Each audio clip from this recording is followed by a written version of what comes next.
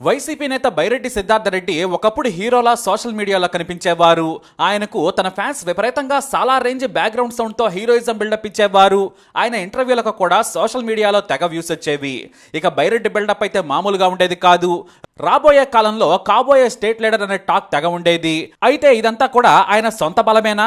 సొంతంగా ఆయన ఆ రేంజ్కి ఎదిగారా అంటే మాత్రం నంది కొట్కూరులో జరుగుతున్న సీన్లు చూస్తుంటే మాత్రం కాదని చెప్పొచ్చు. ఎందుకంటే పవర్లో ఉన్న పార్టీలో ఉంటే ఎవరైనా హీరోనే, పవర్ లేనప్పుడు పట్టు నిలుపుకున్న నాయకుడే దమ్మున్న లీడర్. మరి నిజంగానే బైరెడ్డికి ఆ దమ్ముందా? ఇంతకు ముందు చేసిందంతా కూడా బిల్డప్ ఎక్కువ, బిజినెస్ తక్కువ, వ్యాపారమేనా అంటే టీడీపీ నేతలు మాత్రం అవుననే అంటున్నారు. సోషల్ మీడియాలో ఒక దంపుడు తప్పితే బైరెడ్డికి ఏమీ లేదు. సొంతంగా క్యాడర్ లేదు, వెనుక జనం లేరు.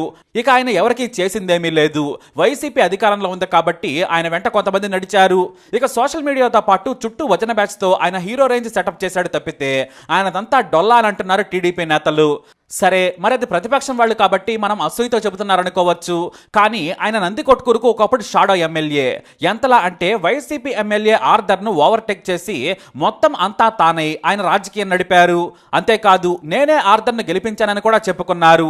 పాపం ఆర్థర్ ఏమీ చేయలేక ఇటు బైరెడ్డిని ఎదిరించలేక కామ్గా ఉండిపోయారు. ఎందుకంటే నాడు సీఎంగా ఉన్న వైఎస్ జగన్ కూడా నా తమ్ముడు బైరెడ్డి సిద్ధార్థ రెడ్డి పాలిటిక్స్ లో చాలా యాక్టివ్గా ఉంటాడు, తెలివైన వాడని తెగమెచ్చేసుకున్నారు. అంతే, జగన్ ఏకంగా సర్టిఫికెట్ ఇవ్వడంతో పాపం ఎమ్మెల్యే ఆర్డర్ ఏమీ చేయడానికి లేకుండా పోయింది. తాను ఇంత గెలిచినా కూడా ఏమీ లేదనుకున్నారు. అయితే ఎవరి దమ్మేంటనేది ఎన్నికలు వస్తే గానీ తెలియదు. బైరెడ్డి సిద్ధార్థ రెడ్డి పవర్ కూడా తేలిపోయింది. ఒకప్పుడు జగన్ ఊపులో గెలిచిన నంది కొట్కూరు ఎమ్మెల్యే ఆర్డర్ను నేనే గెలిపించానని ప్రచారం చేసుకున్నారు.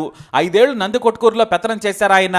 దీంతో చోటామోటా నాయకులంతా కూడా ఆయన చుట్టూ చేరారు. మరోవైపు నంది కొట్కూరులో బైరెడ్డి ఉండగా మనకు కుదరదని ఆర్డర్ కాంగ్రెస్ లోకి వెళ్లిపోయారు. ఇక వైసీపీ అభ్యర్థిగా పోటీ చేసిన డాక్టర్ దారా సుధీర్ ని గెలిపించాల్సిన బాధ్యత కూడా నైతికంగా బైరెడ్డిదే. కానీ ఏం జరిగింది? ఆర్డర్ కాంగ్రెస్ తరఫున పోటీ చేసి బైరెడ్డికి తన దమ్ము చూపించారు. తాను గెలవకపోయినా వైసీపీకి బైరెడ్డికి చుక్కలు చూపించారు. కాంగ్రెస్ నుంచి ఆర్డర్ తోగురు పోటీ చేసి దాదాపు 8,000 ఓట్లు సంపాదించారు. 4% కంటే ఎక్కువ ఓట్ల పర్సంటేజ్ ఇది. మనోడు చేల్చిన ఓట్ల దెబ్బకు వైసీపీ ఓడిపోయింది. ఇది నిజం. టీడీపీ అభ్యర్థి అయిన గీతా జయసూర్యకు వచ్చిన మెజారిటీ 9,792 ఓట్లు. ఇదే ఆర్డర్ 8,000 ఓట్లు చేల్చకుండా ఉంటే ఫలితం వేరేలా ఉండేది. ఇక నంది కొట్కూరు వైసీపీకి కంచుకోట. 2014లో బైరెడ్డి పవర్ లేనప్పుడే వైసీపీ ఇక్కడ 21,000 మెజారిటీతో గెలిచింది. మరి ఏం జరిగింది? నంది కొట్కూరులో వైసీపీ ఓడిపోయింది. బైరెడ్డికి సోషల్ మీడియాలో కనిపించిన పవర్ రియాలిటీలో లేదని తేలిపోయింది. ఇంకా చెప్పాలంటే బలంగా ఉన్న వైసీపీని బైరెడ్డి బలహీనం చేశారు. ఎమ్మెల్యే ఆర్డర్కు గౌరవం ఇవ్వకుండా బిల్డప్ ఇచ్చి పార్టీ నాశనం చేశారనే విమర్శలు కూడా మొదలయ్యాయి. ఎంతైనా ఆర్డర్ ఎమ్మెల్యే, ఆయన పనిని ఆయన చేసుకొనిస్తే ఈ పరిస్థితి వచ్చేది కాదేమో. కనీసం నంది కొట్కూరులో మరోసారి వైసీపీ గెలిచేదనే కామెంట్స్ వినిపిస్తున్నాయి. అంటే బైరెడ్డి కారణంగానే నంది కొట్కూరులో టీడీపీ గెలిచింది. మరోవైపు కూటమి బంపర్ మెజారిటీతో అధికారంలోకి వచ్చింది. పవర్ ఉన్నప్పుడు నేతలంతా ఉంటారు. కానీ ఇప్పుడు బైరెడ్డి అనుచరులంతా కూడా టీడీపీ జెండా కప్పుకుంటున్నారు. అది కూడా బైరెడ్డి పెదనాన్న రాజశేఖర రెడ్డి పిలవగానే వెళ్లిపోతున్నారు. ఇప్పుడు ఏకంగా నంది కొట్కూరు మున్సిపాలిటీ టీడీపీ వశమైంది. మున్సిపల్ చైర్మన్ సుధాకర్ రెడ్డితో పాటు 15 మంది కౌన్సిలర్స్, అలాగే 2 కో ఆప్షన్ మెంబర్స్ కూడా టీడీపీలో చేరారు. మిగతా వారు కూడా రేపో మాపో టీడీపీలో చేరడం ఖాయం. మీరు బైరెడ్డి సిద్ధార్థ రెడ్డికో లేదంటే ఇంకొకరికో భయపడాల్సిన అవసరం లేదు. మీకు నేనున్నాను. నంది కొట్కూరు మున్సిపాలిటీని నంబర్ 1 చేద్దామని ధైర్యం చెబుతున్నారు బైరెడ్డి రాజశేఖర రెడ్డి. ఇప్పుడు నంది కొట్కూరు పవర్ పాలిటిక్స్ మొత్తం బైరెడ్డి రాజశేఖర రెడ్డి చేతి కిందకు వెళ్లిపోయాయి. ఆయన కూతురు శబరి ఎంపీగా గెలవడం కూడా ప్లస్ అయింది. దీంతో పవర్లో ఉన్న టీడీపీ వైపే అంతా వెళుతున్నారు. ఇటు బైరెడ్డి సిద్ధార్థ రెడ్డి హైదరాబాద్కు మకా మార్చారు. అతని అనుచరులంతా టీడీపీలోకి వెళుతున్నారు. మరి బైరెడ్డి పవర్ ఏమైందంటే మాత్రం చాలా కారణాలు వినిపిస్తున్నాయి. ఒకప్పుడు ఎమ్మెల్యే ఆర్డర్కు బైరెడ్డికి మధ్య వార్ జరిగింది. ఆధిపత్య పోరులో కార్యకర్తలు, 2వ శ్రేణి నాయకులు నష్టపోయారు. కొంతమంది అప్పుల పాలయ్యారు. అభివృద్ధి ఏమీ చేయలేదు. కేవలం రాజకీయ పోరు తప్ప ఏమీ నియోజకవర్గానికి ఒరగబెట్టలేదు. నియోజకవర్గానికి బైరెడ్డి చేసిన అభివృద్ధి ఏంటి? సోషల్ మీడియాలో హీరో రేంజ్ బిల్డప్ ఎలివేషన్లు తప్ప. మేమంతా ఆర్థికంగా నష్టపోయామని వైసీపీ నుంచి టీడీపీలో చేరిన వారంతా చెబుతున్నారు. అంటే ఇటు కార్యకర్తలకు కానీ నియోజకవర్గానికి కానీ బైరెడ్డి ఏమీ చేయలేదనే కామెంట్స్ వినిపిస్తున్నాయి. ఇక ఎలాగూ నియోజకవర్గంలో చేసేది ఏమీ లేదని కామ్గా ఉన్నారట. పైగా వారంతా తన పెదనాన్న దగ్గరకే కదా వెళ్లేదని లైట్ తీసుకున్నారనే కామెంట్స్ కూడా ఉన్నాయి.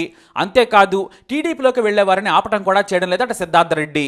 మరి ఆయన ఎందుకు అంత నిర్లిప్తంగా ఉన్నారు? లేదంటే తాను కూడా ఫ్యూచర్లో తన పెదనాన్న దగ్గరకు చేరుతారా? అందుకే తాను ముందే పంపిస్తున్నారనే కమెంట్స్ కూడా సోషల్ మీడియాలో గుప్పమంటున్నాయి. కానీ ఆయన అనుచరులు మాత్రం బయట వినిపించే రూమర్స్ ను కొట్టిపారేస్తున్నారు. బైరెడ్డి బలం తగ్గలేదు, పార్టీ అధికారంలో లేదు కాబట్టి కొంతమంది వెళ్లిపోవడం కామనే. గతంలో మా పార్టీలోకి వచ్చారు, ఇప్పుడు టీడీపీలోకి వెళ్లారని చెబుతున్నారట. ఇక ఈ గొడవ ఎలా జరుగుతుంటే శ్రీరెడ్డి విషయం కూడా టీడీపీ నేతలు బయటకు లాగుతున్నారు.